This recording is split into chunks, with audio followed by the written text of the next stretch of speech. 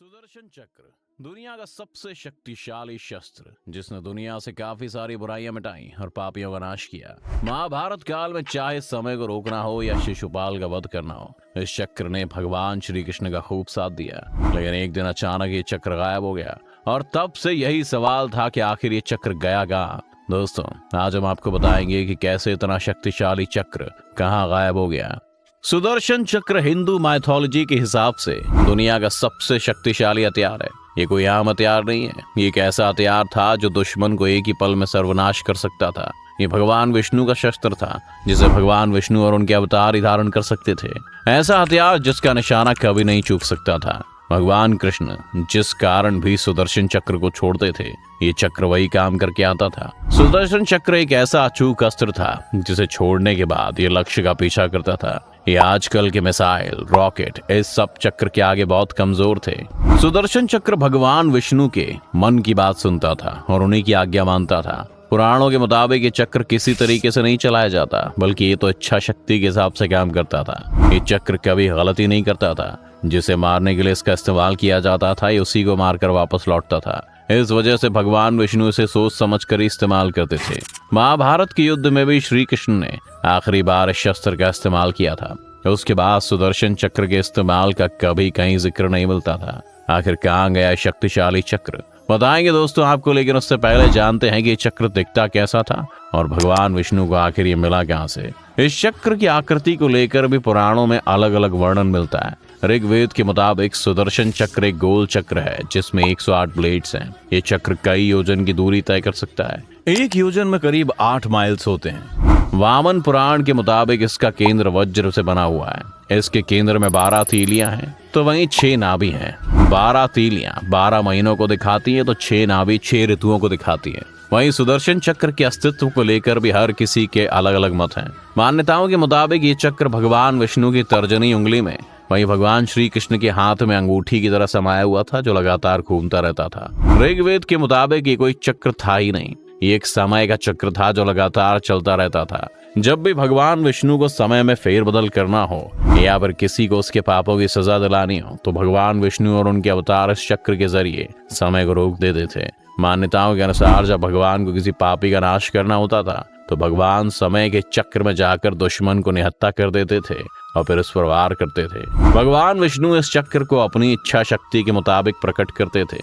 वहीं भगवान कृष्ण ने सुदर्शन चक्र के जरिए महाभारत काल में बहुत से दुश्मनों का सर्वनाश किया था और वहीं भगवान ने इस समय चक्र के रूप में भी इस्तेमाल किया, इसीलिए इसे समय चक्र कहा गया था। इस चक्र के जरिए श्री कृष्ण समय को रोक कर रख सकते थे, समय के पीछे जा सकते थे, समय के आगे भी जा सकते थे। इस समय चक्र का इस्तेमाल श्री कृष्ण ने महाभारत में जयद्रथ के वध के लिए किया था। दरअसल जब अर्जुन के पुत्र अभिमन्यु को चक्रव्यूह में फंसाकर जयद्रथ ने अभिमन्यु की हत्या कर दी थी, तब अर्जुन ने अपने बेटे की हत्या का बदला लेने के लिए प्रतिज्ञा की थी कि वो अगले दिन सूर्यास्त होने के पहले ही जयद्रथ की हत्या कर देगा, वरना वो खुद को जलाकर खत्म कर लेगा।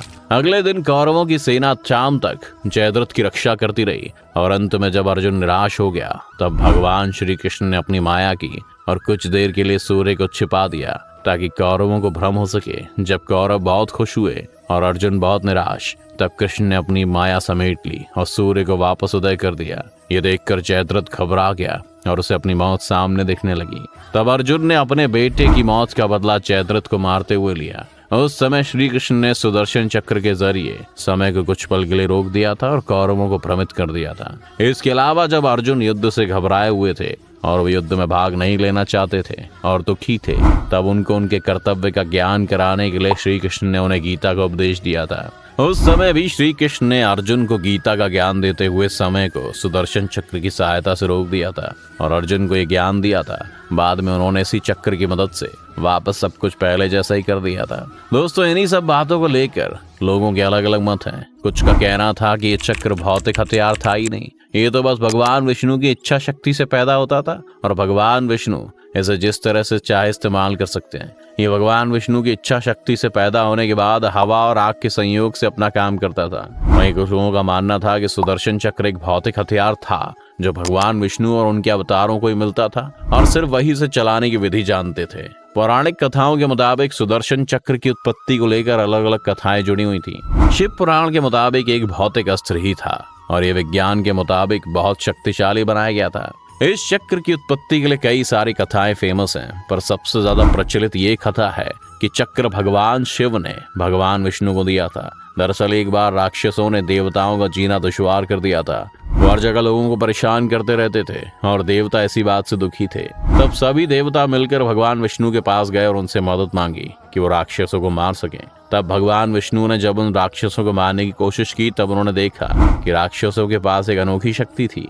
जैसे ही वो राक्षसों को मारते, वो राक्षस खुद को ठीक कर वापस जिंदा हो जाते। तब भगवान विष्णु ने सोचा कि अब सिर्फ भगवान शिव ही उनकी मदद कर सकते हैं। जब भगवान विष्णु भगवान शिव की शरण में गए, लेकिन उस समय भगवान शिव साधना कर रहे थे, तब भगवान विष्णु ने उनकी साधना को भंग न करके उनकी तपस्या करने का सोचा कि कभी न कभी तो उनकी आवाज भगवान शिव तक पहुंचेगी। कई साल तक भगवान विष्णु भगवान शिव की तपस्या करते रहे। जब भगवान विष्णु भगवान शिव की उपासना कर रहे थे, तब वो रोज भगवान शिव को 1000 कमल के फूल चढ़ाते थे। उनकी भक्ति को देखते हुए एक बार भगवान शिव ने विष्णु जी की परीक्षा लेने की सोची। एक दिन जब भगवान विष्णु भगवान शिव के लिए फूल इकट्ठा कर रहे थे, तब भगवान शिव ने एक फूल छिपा दिया। एक फूल कम पाकर भगवान विष्णु ने सोचा कि मेरी आंखें भी कमल के जैसी हैं। इस वजह से उन्होंने अपनी एक आंख फूल की जगह चढ़ा दी।